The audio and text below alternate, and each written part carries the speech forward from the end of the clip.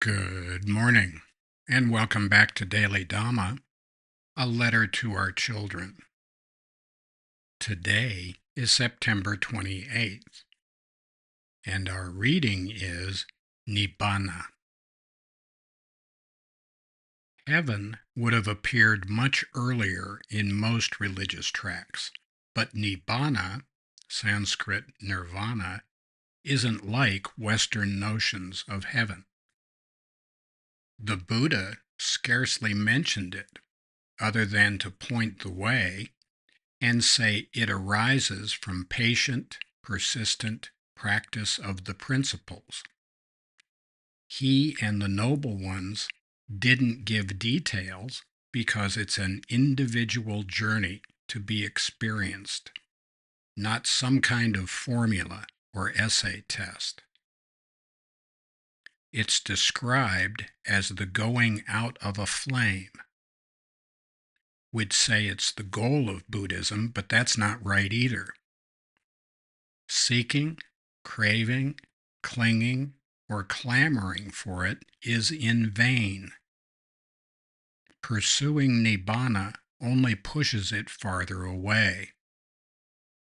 This sounds like more of the one-lip whistling mystical woo-woo that's driven Occidentals crazy for millennia.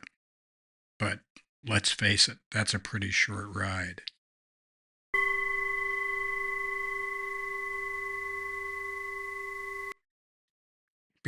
Before we hear anything from people we weed up about calling someone an Occidental, Occidentals are Westerners, just like Orientals are Easterners.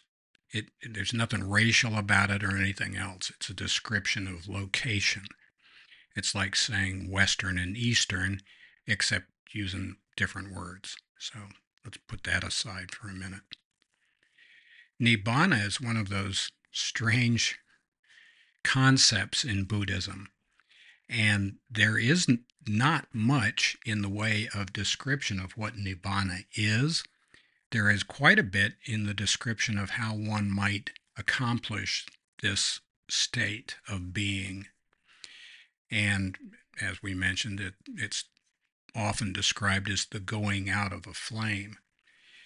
And the Buddha and Ajahn Chah and other noble ones knew better than to try to spell this out for people, because smarty pants like us would run around and we'd get a workbook and we'd check boxes and we'd say, okay, where's my enlightenment, when we didn't get it.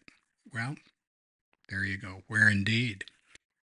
The only results we get in life come from our own efforts.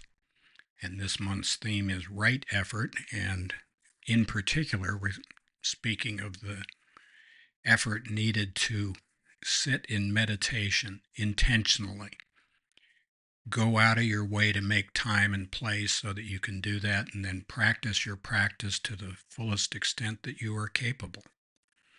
And we don't expect any kind of blinding flash of light or a burning bush or anything else, but we can see the difference in our life when we practice our practice, and we can really see the difference in our life when we don't. So, right effort, buds. That's the ticket. We mentioned before doctrinal differences between Theravada Buddhism and Mahayana Buddhism, and that since we're a mixed marriage, we tend to steer clear of those things. This is one of those.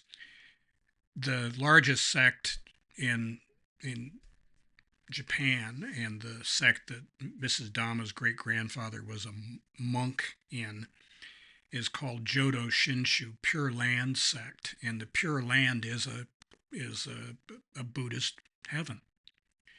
We don't have that in Theravada Buddhism. We think it's a state of mind.